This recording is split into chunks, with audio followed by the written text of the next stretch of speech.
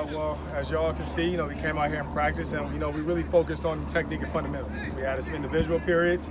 We started some of our service periods were pretty much a 6-minute jog through first to make sure we saw, what Notre Dame will, how they would attack us, and make sure we understand how to fit things right and cover things, and offense understand the adjustments that they're making. And then we reran the plays for 6 minutes fast. So we really focused on the technique and the fundamentals and the things we need to get prepared for ourselves and also to get prepared for Notre Dame. And then, we out here doing everything right now. I even tried to wear my white shoes and channel my inner Pete Carroll. So, whatever it takes right now.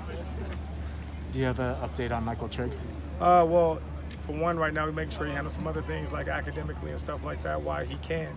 But like the update is no surgery, so it's a pain tolerance, which is a good thing. We got a bye week, so that extra week should be able to get him back on the field.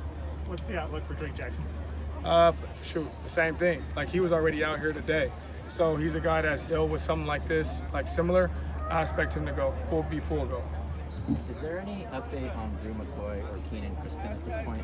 It's not. That's something right now that's being handled by different people, so no updates right now. Is that something that someone else is handling at this point? You're not in communication with them? I am in communication, but right now it's a logistical problem, so we're just making sure we work through that. Thank you. Any better idea of the timeline with Jackson, or it seems like he's doing a little bit more? Yeah, every day, it's a pretty much he's getting sped up a little bit, but at the same time, we don't need to rush him too much right now because this is a bye week. If this was the week of Notre Dame, then I'm sure he'll probably be a lot more full go. What'd you see from him in practice today? Well, I definitely got a chance to see him, throw some skelly and some do Indy and a couple other things like that. So just working him in there and make sure, he's fully ready to go. How do you want to attack the bye week? What different do you want to do during the bye week? To make sure, like I said, we focus on us. Make sure we get back to the technique and fundamentals. Like, everybody's techniques and fundamentals are extremely high when you come into camp, right? Because they've been doing all this extra work and making sure at whatever position they play, that whether it's the O-line or DB or whatever, that some of those kind of get, washed a little bit once you get in the course of the season, because everything you're doing is prepare for the opponent. So make sure we get back to focusing truly on us, making sure we get back to the techniques and fundamentals of football. What can you do to attack the tackling? Say that, I'm sorry. What can you do to attack the tackling?